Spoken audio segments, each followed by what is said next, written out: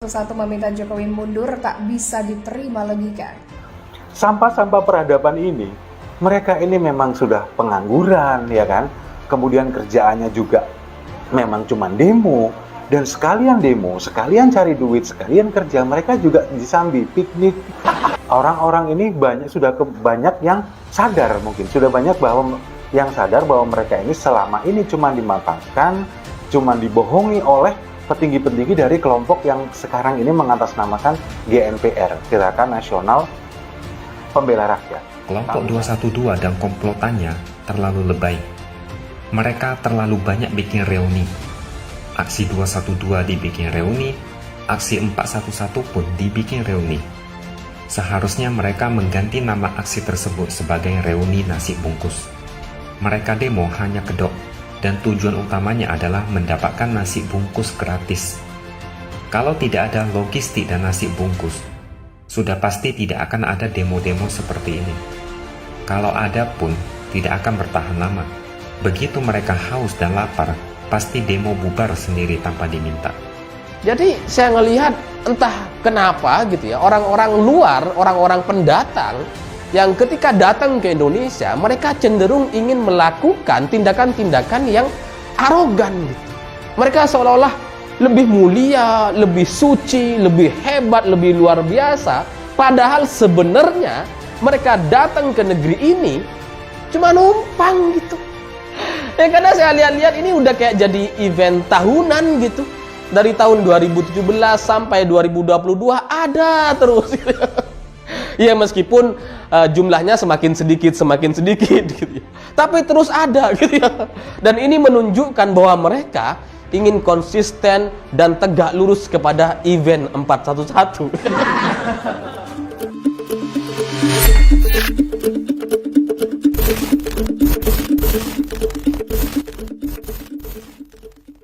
Sejumlah organisasi yang menyebut dirinya Gerakan Nasional Pembela Rakyat melakukan aksi unjuk rasa pada Jumat 4 November menuntut Presiden RI Joko Widodo mundur. GNPR yang terdiri dari elemen alumni PA212 mengklaim aksi ini adalah aksi bela rakyat untuk menyampaikan 3 tuntutan rakyat. Menanggapi aksi demonstrasi ini, anggota Komisi 1 DPR TB Hasanuddin menilai tuntutan massa yang mengklaim sebagai pembela rakyat itu sulit diterima secara logika, mengingat Presiden tidak bisa diturunkan dengan cara demonstrasi turun ke jalan. Satu di antara mekanisme yang harus ditempuh menurut mantan sekretaris militer itu adalah DPR harus menyampaikan hak menyatakan pendapat untuk menyatakan pendapat atas kebijakan pemerintah atau mengenai kejadian luar biasa yang terjadi di dalam atau luar negeri. Misalnya dugaan presiden atau presiden melakukan pengkhianatan kepada negara seperti korupsi, penyuapan maupun tindakan tercela.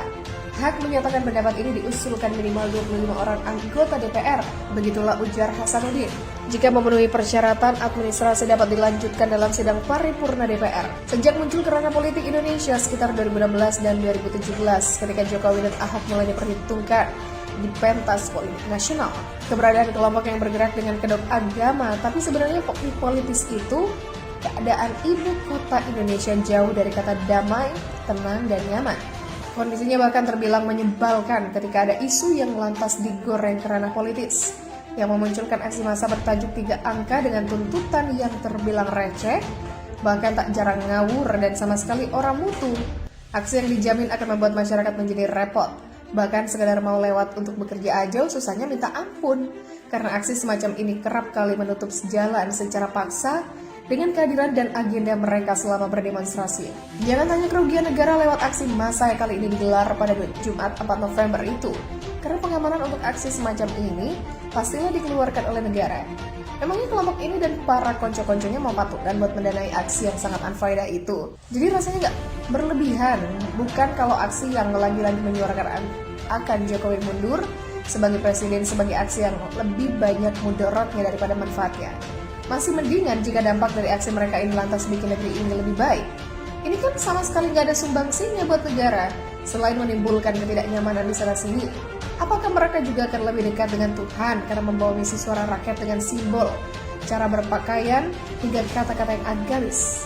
Jika ada satu-satunya manfaat dari setiap aksi 3 angka semacam ini, paling hanya sisi hiburan yang kerap mereka pertontonkan dalam setiap aksi massa. Dulu pernah ada demonstrasi di Monas, ada jepretan kamera kegiatan Fifis berjamaah di sekitar pepohonan Monas yang ternyata berdampak hilangnya pepohonan itu nggak lama kemudian, yang sampai hari ini nggak diketahui keberadaannya. Mungkin karena saking pesinnya, maka Pemprov DKI era Anies merasa lebih baik jika pohonnya itu dimusnahkan aja. Lucu kan? Meski begitu, saya kadang kasihan sama mereka yang kerap nyusahin banyak orang setiap kali menggelar aksi massa. Apa mereka nggak khawatir hidupnya akan susah 7 turunan? Karena selama hidup kerap bikin susah orang lain. Surga mana yang kira-kira mau menerima orang-orang yang merasa paling benar? Kerap bikin repot dan terkadang nggak lebih dari kumpulan manusia munafik. Presiden melakukan pengkhianatan kepada negara seperti korupsi, penyuapan maupun tindakan tercela. Hak menyatakan pendapat ini diusulkan minimal 25 orang anggota DPR. Begitulah ujar Hasanuddin. Jika memenuhi persyaratan, administrasi dapat dilanjutkan dalam sidang paripurna DPR. Sejak muncul kerana politik Indonesia sekitar 2016 dan 2017, ketika Jokowi dan Ahok mulai diperhitungkan di pentas politik nasional. Keberadaan kelompok yang bergerak dengan kedok agama, tapi sebenarnya politis itu keadaan ibu kota Indonesia jauh dari kata damai, tenang, dan nyaman. Kondisinya bahkan terbilang menyebalkan ketika ada isu yang lantas digoreng kerana politis, yang memunculkan aksi massa bertajuk 3 angka dengan tuntutan yang terbilang receh, bahkan tak jarang ngawur dan sama sekali orang mutu. Aksi yang dijamin akan membuat masyarakat menjadi repot, bahkan sekedar mau lewat untuk bekerja aja susahnya minta ampun, karena aksi semacam ini kerap kali menutup jalan secara paksa dengan kehadiran dan agenda mereka selama berdemonstrasi. Jangan tanya kerugian negara lewat aksi massa yang kali ini digelar pada Jumat 4 November itu, karena pengamanan untuk aksi semacam ini pastinya dikeluarkan oleh negara. Memangnya kelompok ini dan para konco-konconya mau patungan buat mendanai aksi yang sangat unfaedah itu? Jadi rasanya nggak berlebihan, bukan kalau aksi yang lagi-lagi menyuarakan akan Jokowi mundur sebagai presiden sebagai aksi yang lebih banyak mudorotnya daripada manfaatnya. Masih mendingan jika dampak dari aksi mereka ini lantas bikin negeri ini lebih baik. Ini kan sama sekali gak ada sumbangsinya buat negara, selain menimbulkan ketidaknyamanan di sana-sini. Apakah mereka juga akan lebih dekat dengan Tuhan karena membawa misi suara rakyat dengan simbol, cara berpakaian, hingga kata-kata yang agamis?